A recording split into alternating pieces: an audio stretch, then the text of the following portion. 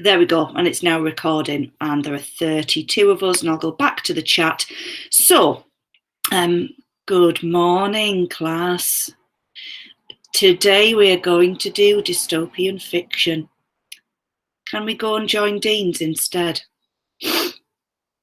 We'll be discussing today the question, dystopian fiction, does it paint a frightening picture of the future? And as you can see, I've already answered it with, yes, it does. That obviously won't get us very far in the exam. We're joined today by our fellow expert and esteemed professional, John Deary. Say hi, John. Hello. Hi, John. Hello. You sounded scared there. Is it? I don't know if it's working or not. Well, I can hear you. Right, okay. Say hi to John if you can hear him. Cool. Thanks. There you go. Charlotte's pretending that she likes me now. She's hilarious. John's also in the process of writing basically a documentary on the context of this tale. And it's blown my mind a little bit this morning because he sent me the script. How are you supposed to do scripts, not just wing it? So I'd like to talk through some ideas, and I'll be referring to one of the wider reading extracts that Dean posted in his PowerPoint, Narrative, Viewpoint and the Representation of Power. And then I've also printed out, which I'll upload for you in a second, maybe while John's talking about something, some extracts that will help us from Dorian Lynskey's book, The Ministry of Truth, which I am finding invaluable. And just a quick word on what else I'm doing. If I'm only teaching one lesson a day, you might be thinking, well, what else am I doing? I'm marking. And second years, it's really important that you keep uploading your work for me. And first years, you don't want to come back in August, fingers crossed, and feel like you're far behind. Trying to get on top of I am on top of coursework, that which I have. And I'm using this time to do some kind of planning and reading and hopefully make myself a bit of a better teacher for when I see you all again. So could I focus the camera a bit more? Anything for you, Talia? It's really rubbish, isn't it? Honestly, this is better than Dean's one. John. Just in terms of camera quality. Oh, thanks. And then he takes away. Although he has suggested a kind of cool name for my new puppy. Yeah, you heard I'm getting a new puppy, not till May. We can't talk about it. We'll get distracted. Right, does it? Okay, so 2 minutes and I'll do... Olivia, I don't know if we're starting in August. That's why I said fingers crossed. But you do, as a second year, go back in August, obviously. It would be amazing if we are in before that. So please don't turn this urban myth thing into a Julie said we're off till August. I don't want to be off that long. I want to see you all. Okay, so 2 minutes in real time. Let's go.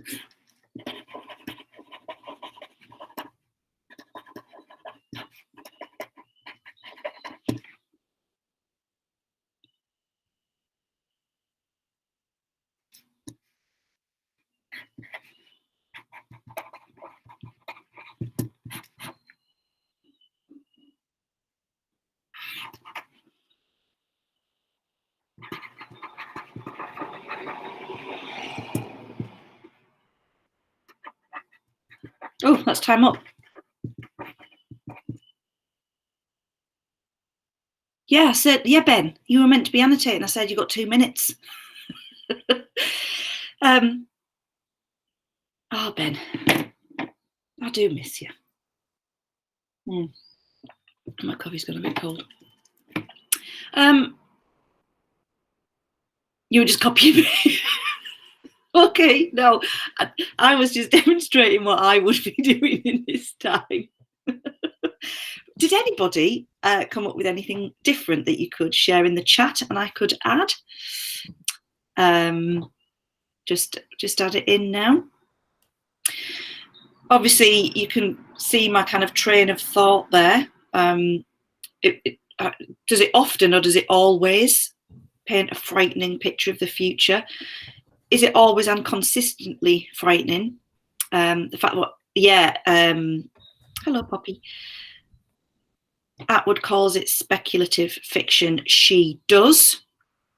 And it shows someone utopia that someone else's dystopia. So, okay, so we want the utopia thing in there. There is, oh my goodness, what's it called?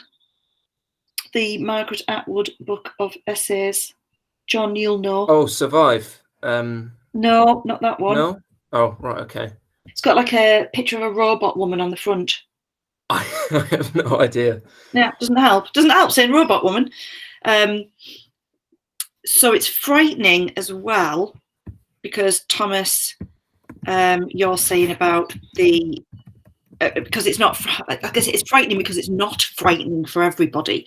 So who is the audience is important. And then, yeah, based on what we were talking about yesterday, whether that's to inspire political activism, which is one of the AO5 points, isn't it, that was in Dean's slideshow.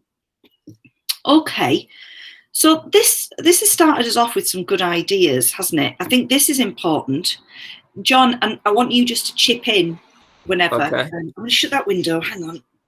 Believe it or not, there's still a lot of traffic.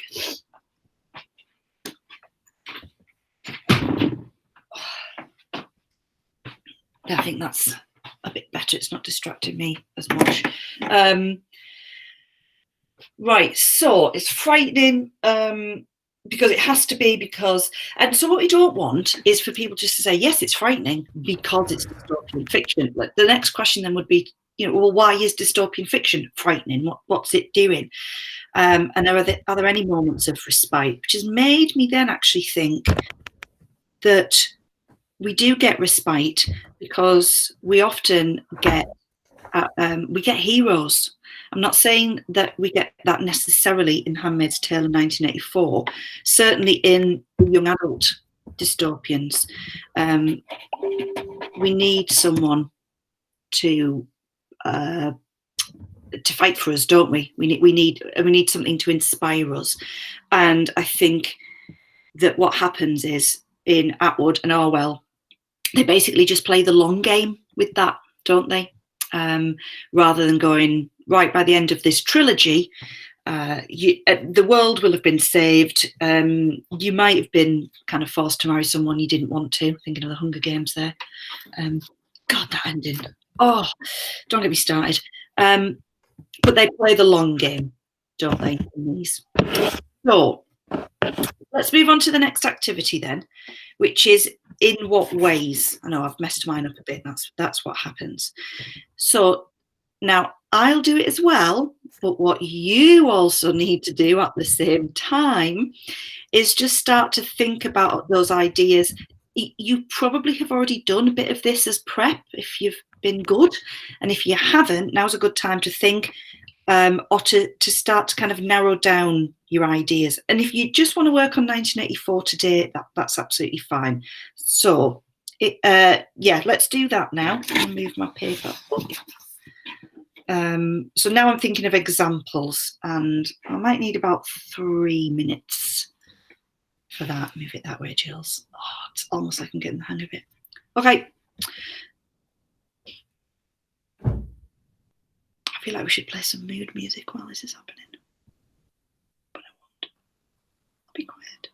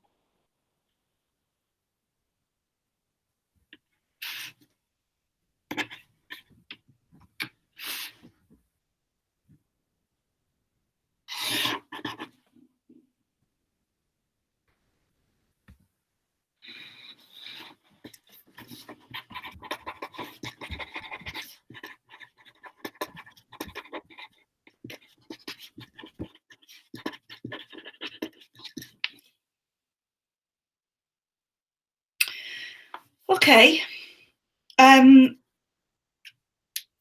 John, what I'd like you to do, you talk us through some of your ideas, and I'm going to now upload the article, the book extract that I'll be using into both of the dystopian classrooms. So, yeah, you do that, please. Right. Okay. Well, I've probably got fairly similar things to what everybody else is doing as well. I've got that there's two kind of main types of dystopia. So there's the post-apocalyptic dystopia and then the more political dystopia. And those two kind of paint very different versions of a frightening future. And often they can have within them different kind of elements of hope. So as you were saying, Julie, like in the political dystopias, there tends to be a hero who kind of tries to save everybody. And in the post-apocalyptic dystopia, generally the hope is, from human endurance and things like in Day of the Triffids, where it kind of ends with a little passage saying how people are going to continue and will be okay. And Station 11 with the acting company continuing. But overall, the frightening vision of the future kind of comes from, the fact that it could happen. So realism tends to be the most frightening thing, i.e., The Handmaid's Tale being all driven entirely by historical events, and that's why it's speculative, and that kind of makes it even more frightening. And often, like, you see horror movies tend to be drawn from or inspired by current events, like things that are going on in the world at the time will drive the premise of a horror movie. And kind of you see that in dystopian fiction as well. So a dystopian fiction would sometimes be a vision of a society that would be the most terrifying thing for the society at the time that they're being written in, if that makes sense. Makes sense to me. Have we got the extract now? I was just getting you ready. We don't. I'm waiting to see if people want to ask you questions. All right. Okay. I'd forgotten about the end of Station 11. Because that fits what Thomas is saying about human endurance, and that's an interesting one because it's it's a post-pandemic world, isn't it? Actually. Yeah, I know. It's had a surge in popularity recently because people are like, oh wow, this is feeling quite familiar. It's a lovely book because it's about a group of people who, like in medieval times, would travel around the country putting on plays. So it's also got resonance with the book I bang on about all the time, Russell Hoban's Ridley Walker. That idea of there still being a need for art and for storytelling and for community. The irony. So Thomas asked what kind of dystopia is a Clockwork Orange, and I said like social political. Yeah, I'd put that more in political dystopia than. Yeah, but he is concerned, isn't he, in Burgess in that book about what is happening in society. I guess the one that kind of bridges the line is The Time Machine, because that is, in a sense, both. Yeah, definitely. post-apocalyptic dystopia driven by politics. Yeah. A reminder there that if you haven't listened to the In Our Time on that, then you should. I'm going to close the door because you can probably hear my child whinging. Don't know why. Oh, it's worth it. It's worth it. It's such a good book. Right. I want to read A Clockwork Orange, but the effort. Honestly, it's like when you read Irving Welsh, and the same with Ridley Walker. But once you click into it, it works. Ridley Walker. God, the first time I read it was a long time ago because I was still in my old house, Greenbank Road, and I read it out loud in the garden to get the Simpsons parody, to get the gist of the language. Right. I don't know how well this is going to work. Are you able to see this Rooney essay as I pull out some bits from it? Because that's what I plan to do next. The top bit is visible. It kind of descends like a Star Wars crawl as it goes further down. Oh, this isn't the time to say that I started watching Mandalorian last night, is it? Oh my good Lord. No,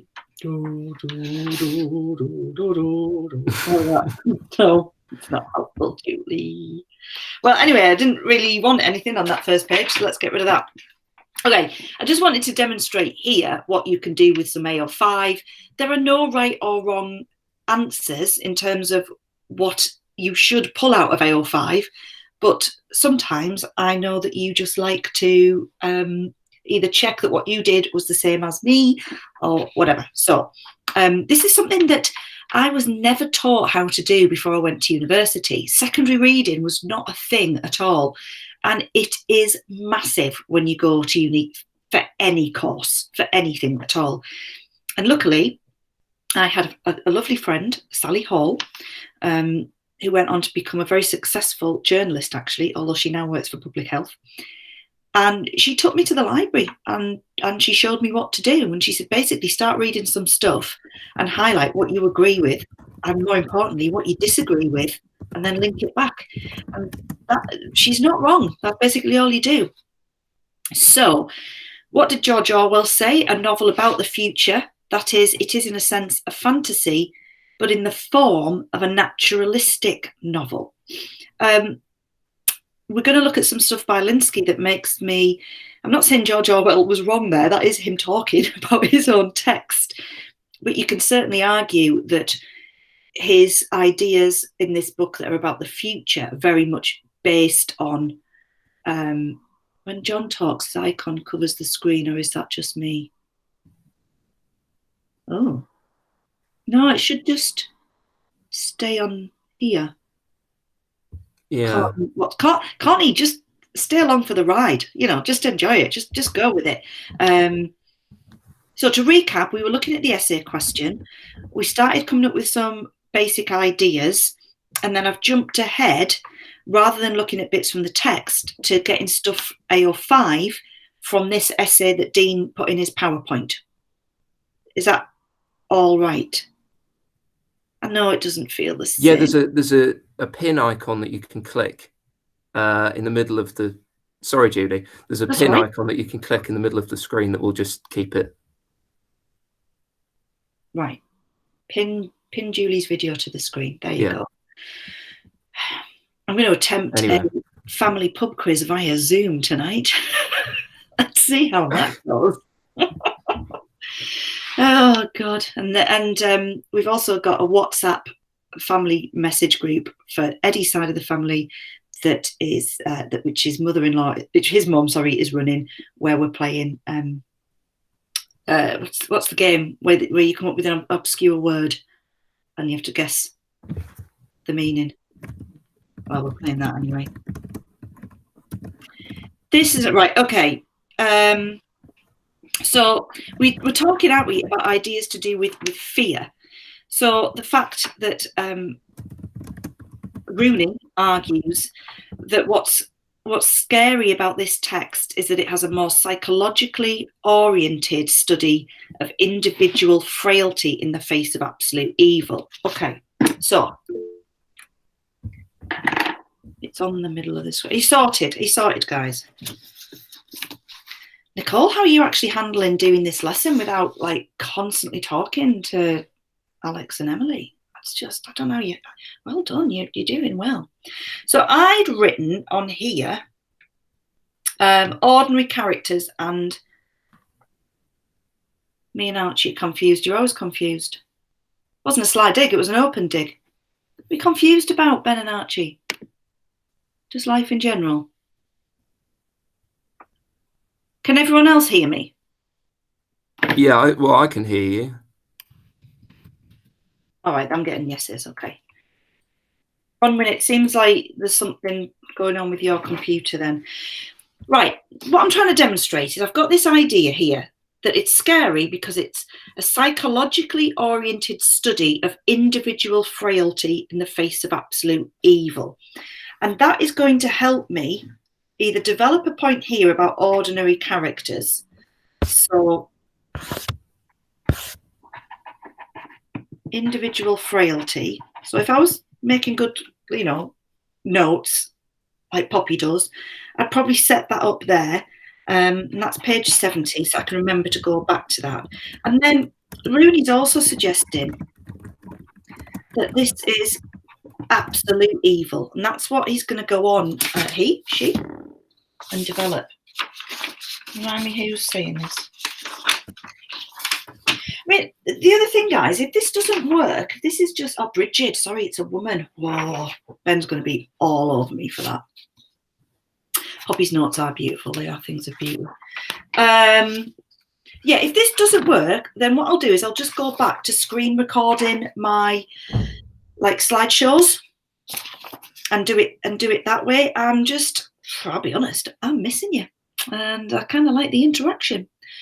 Then Rooney goes on and has quite a bit of has quite a lot to say about the use of this third person narrator, third person limited, or as I was taught it, when it's third person, but it's seen through a certain character's eyes, they become the focalizer. And I thought Rooney made some really interesting points here. And now, even though we, feeling seasick, don't get rewarded for AO2, we still are studying novels. And I am conscious that for many of you second years as well, you're going on still to do literature degrees. So let's keep those skills up, shall we? So one of the points that Rooney makes about why this third person focalizer is so significant is to say that all of the words, the language that we get from O'Brien and Juliet come through Winston. Their spoken words cannot be trusted. Hi, Alice. This reversal of initial meanings in the narrative dramatically destabilizes Winston's reality. Simultaneously, the reader's sense of the powers aligned against Winston is intensified. So it's like we fear with and for Winston. We're worried for him and we're worried with him. And I like the point that Rooney makes about how the novel changes after the first time you've read it, because you know what's coming. And then as she moves on, and we talk about the power and how scary it is to control someone's mind, an even darker possibility emerges. Ella, get off Instagram. That Winston's dream of rebellion is neither original nor voluntary, but has been planted there all along by the party. I've read quite a bit about this, and this does, if I then wanted to go back to here, where I've written, just out of reach, sorry for swearing, about hope, I'd want to say something there. Has this rebellion been planted? And that's page 73. So I'm putting them, I can't even see. I'm putting them in quotes. to remind me that that's something that's not my idea. Right? I've pinched that. Would anyone? Poppy. Linsky also mentions in Ministry of Truth that the book changes its meaning each time. Yeah, definitely. Now, any good book will become a lifelong companion to you, and will also change as you change in your life. So you're going to read this book again. Yes, Charlotte, you are. I promise you. You're going to say you all read it again when you're my age, 45, and you go, right, I'm gonna pick that book up now, and then you're either still going to hate it and want to you're not crying. I hate it though, like despise it. Yeah, I know you do. And you're gonna maybe go, right, I get what Julie was saying now. It's all right. Yeah, it's all right. Okay, let's go back to this. So what I'm trying to demonstrate is how you might take some of these ideas and add them, but you have to have your own ideas first, don't you, before you can see where you want to go. Okay, and so what is also maybe fearful for us, Winston is so bland. That's the point. He's not entirely bland, is he? Doesn't suck. He totally takes a chance. Friend Winston. He's the least bland person in the state. Yeah. More sex in the country with Julia. Where's the flavour? Can you have a queer reading that you just want a queer reading of everything, Thomas? That he likes O'Brien. Personally, I do see that relationship as much more that he sees O'Brien as much more of a paternalistic figure. What do you think, John? Yeah, I kind of agree. Or as a friend, for the most part, the one person who understands him for a while. Because he thinks he's going to be. Yeah, it's that cerebral connection. Yeah. No, Thomas, these are important questions to ask, and you are going on to do an English degree, so there'll be plenty of queer readings in that, no doubt. Yeah. Winston and Simon. Like those. Yeah. Alex, I'm putting you on the naughty step. So where are we going next? Which was the next bit I highlighted? Importantly, what Winston does not know also conditions the narrative, his questions, puzzlement, doubts, hopes, and speculations. And this is where we can start to see a clear correlation, can't we, with Offred. Sorry, because Eddie's poorly, I did early morning shift, and for some reason the child decided to be wide awake in the night. And he's big now. You can't just rock him to sleep. He was actually just hitting me in the face and singing to try and get my attention. So I'm a bit tired. And I don't think any of us are sleeping that well, are we? I just go to bed with a little bit of a knot in my tummy, and it's never quite gone when I wake up. I don't know how it links to Offred. Okay, yes, thank you, Thomas, for getting me back on track. It's that Winston doesn't know things and Offred doesn't know things. And so this increases our sense of fearfulness for them. But both of them take brave actions, don't they? I mean, okay, put your answer in here. Start typing, because I am gone off on a rant again. What's the bravest thing Winston does?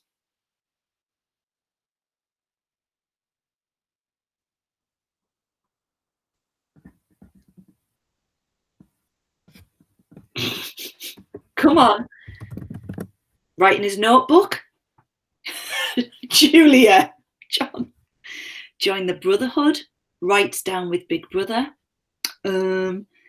Says he'll throw sulfuric acid in the child's face. Thought crime. His diary. Yeah. The apartment. Yeah. So good. You're all still thinking. Oh, Ben, where did you go? Thought crime in the room. Mr. Charrington's shop. Yeah. Do you know what I think it is? Where did you go? We don't know. We never know.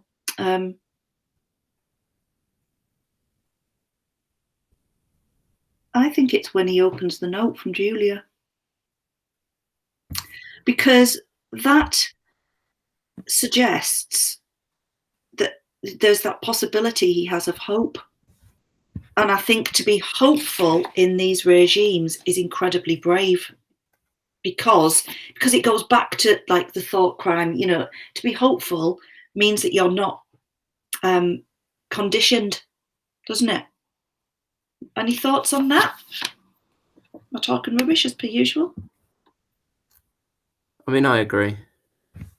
I think probably the bravest moment is when he keeps the note and then he kind of checks it again before immediately. He does throw it away, like, yeah, he has after to. a little while, but he does hesitate that little amount of time, and he knows that he's kind of hesitated for a little bit too long. Yeah, Charlotte said about seeking out the brotherhood. Yeah, and similar to Offred putting her trust in Nick. Well, I'm going to counter that for you by saying, actually, is Offred's bravest thing that she trusts Serena. You know how I feel about the women in this book, because she can't get to Nick, can she, until she has to trust in another woman. The fact he goes to that room. Who? Oh, we're up to Winston now.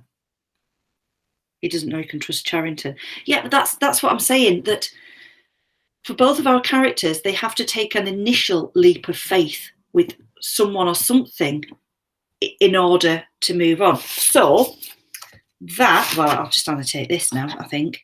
Can you see how I'm trying to demonstrate again? English Lit is about asking questions all of the time. What is brave? Is it Julie's note? So, act of faith leads to hope.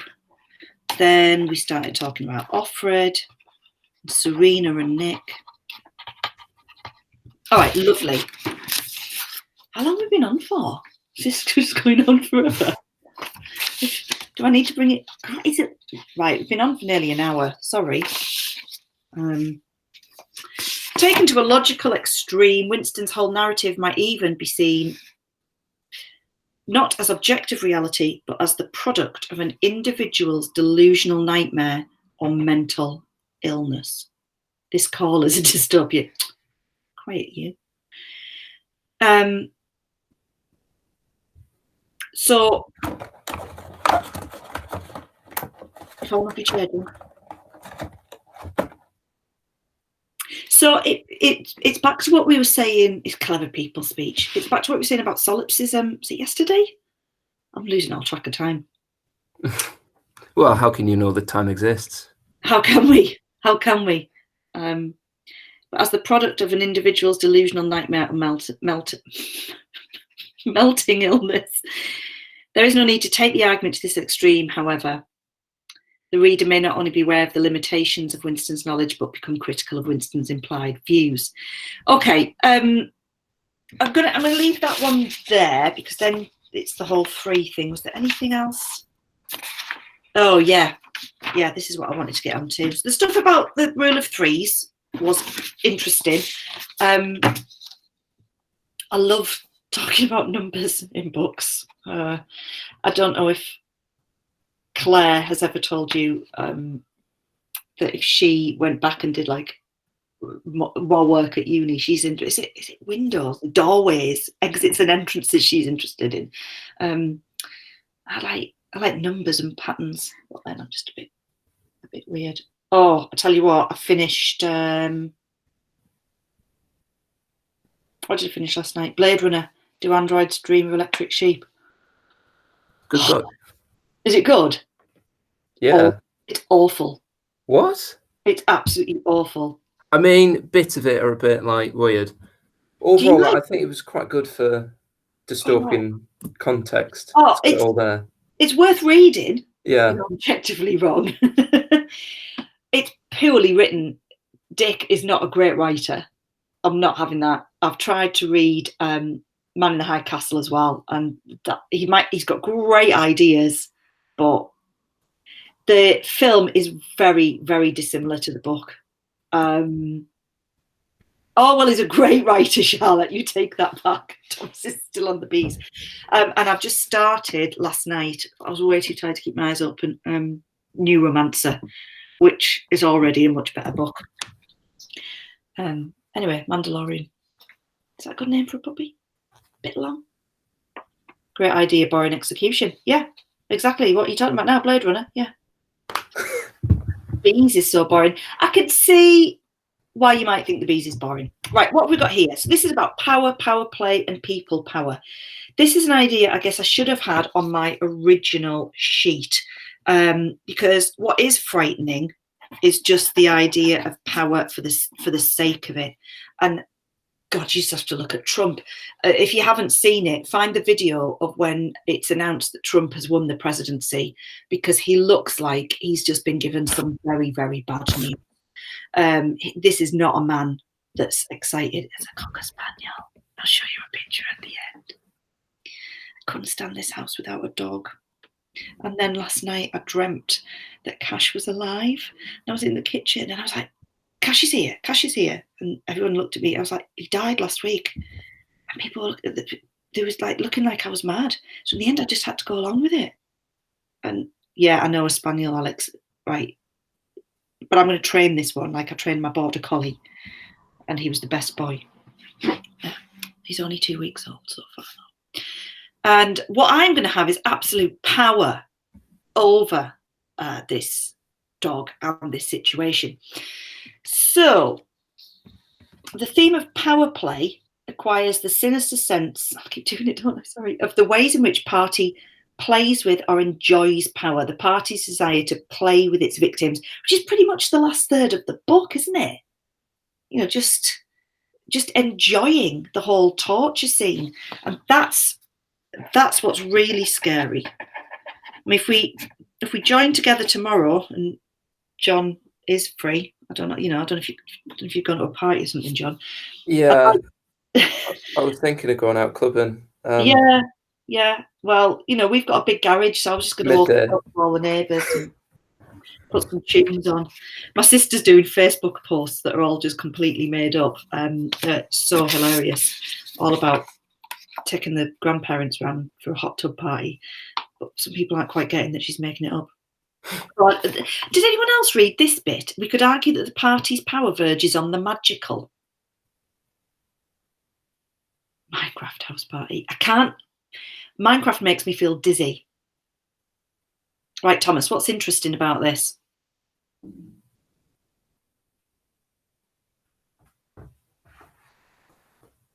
Winston getting shot. Alex, you're such a cynic. It's like a fever dream because it shows how history has been distorted. Yeah, Minecraft gives me motion sickness and makes me so angry. Oh, Nicole. We could argue that the party's power verges on the magical. In any real world, how could surveillance and control be so comprehensive? But isn't that, again, if we go with the argument that we can't trust Winston as a narrator, then we don't have to believe that O'Brien is magical, do we?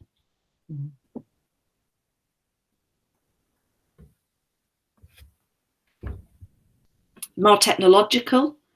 The power they have isn't real. Realistically, could be overthrown. Except people aren't quite getting it. I mean, that's an interesting idea, isn't it? And that, again, that's what you're looking for. You're going, right, okay. What do I want to say about this? There's one point in the sequence where O'Brien's talking to Winston where he's like, well, I could fly up in a bubble if I wanted to. So they are definitely attempting to have power that is on kind a of magical magical. level. Yeah. But so Ellie, say it's unrealistic that they have so much unchallenged power over people. But hasn't the news taught you anything? Or people are idiots. Like they're just still going out. It's It's so scary. So we're in this weird catch-22 of people doing whatever the government tells them to do with certain things, and then in this current crisis going, it doesn't quite relate to me. Anyway, I'm going to get distracted. The party could properly stop coronavirus. The party actually... Big Brother would get rid of it. No it invented coronavirus. So there you go. The power is hypnotic. You're writing a poem there, Thomas. And then this bit about how, in other words, the party needs to make the heretic suffer in order to experience and affirm its power. So we've talked about this a little bit, haven't we, about why don't they just kill him? Because that's not enough, is it? And again, this is a novel, so it's about ideas. So that's what we need to bear in mind, that why does Orwell put that in? Go on, John, we can say something then. Oh, no, everything's gone. There we are. It's back. Oh, we're back. Yeah. And this brings us back to what Thomas was saying about the queer reading. This makes more sense of what happens from time to time as the magnetism, the love affair between... O'Brien therefore needs Winston. So I missed the important bit out there. So it's not just about how Winston feels about him. In any... I don't want to get too insensitive here, but abusive relationships depend on power structures and about someone having power over somebody else. And the abuser needs the victim, right? And that's just a sad fact, because it makes them feel powerful. You don't feel powerful exerting power over yourself, do you? Okay, we'll leave that. I was going to tell you I had an amazing dream about Prince the other night. He was just my mate and he'd come to parents' evening. It was amazing. He had amazing skin.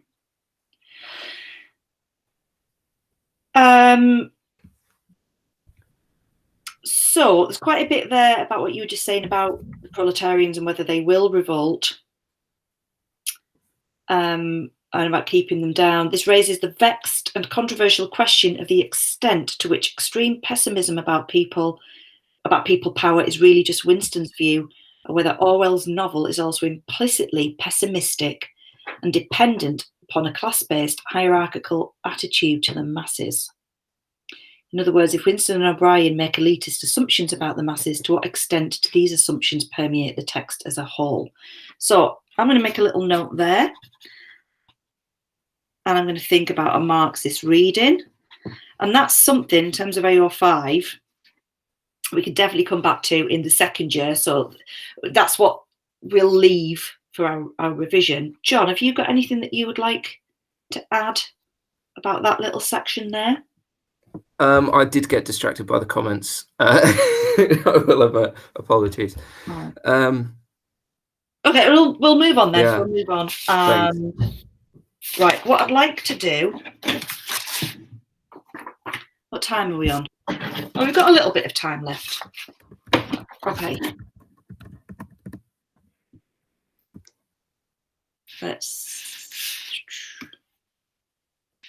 Yeah, to ration Eddie to just one episode of The Mandalorian last night. He wanted to just... another one. No, we could be in lockdown a while. So good. Jon Favreau, I didn't realise he'd written it. He seems to just do everything at the moment, doesn't he? He's a busy man. He's a busy man. I think Disney gave him a massive long contract and they don't really know what to do with him. Oh, is that right? So they're just giving him loads of stuff, Marvel movies and things. Did you watch it, John? No. Do you want my... No comment. Oh, do you not like Star Wars? Oh, no comment, because I haven't seen it. I was going to say, do you want my Disney Plus login? Oh, there's a little reward for helping me out with all this stuff. It's kind, isn't it? I'll see if I can pay attention to what you're saying now. Then. Yeah, is nobody chatting? Are we done? Do you want to leave it there? Do you know what? It's been an hour, hasn't it? Why don't you read this that I've put on to the dystopian classroom? I've just had a Google mail come through from Emily French, who must be in someone else's class, asking if these lessons are just for my class. So what I'm going to do in future is I will put the code just into the dystopian classroom, and then anybody can join. I think that's only fair.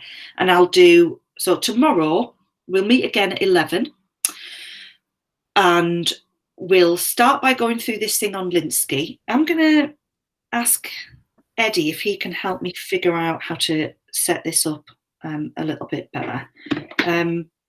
There's my face if you're missing me. That's my lovely little boy. Hang on. That's my setup. Yeah, he likes to climb onto the windowsill now. You know what I pulled out of his head last night? 3 cat claws.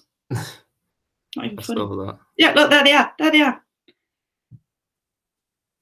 And that's us trying to come up with puppy names. There. There's the little boy who's going to come and live with us in May.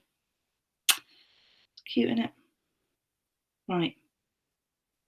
Where's everyone gone? Maybe they've all been kicked off. All right, my lovelies. John, thanks for that. See you tomorrow. Yeah, no worries.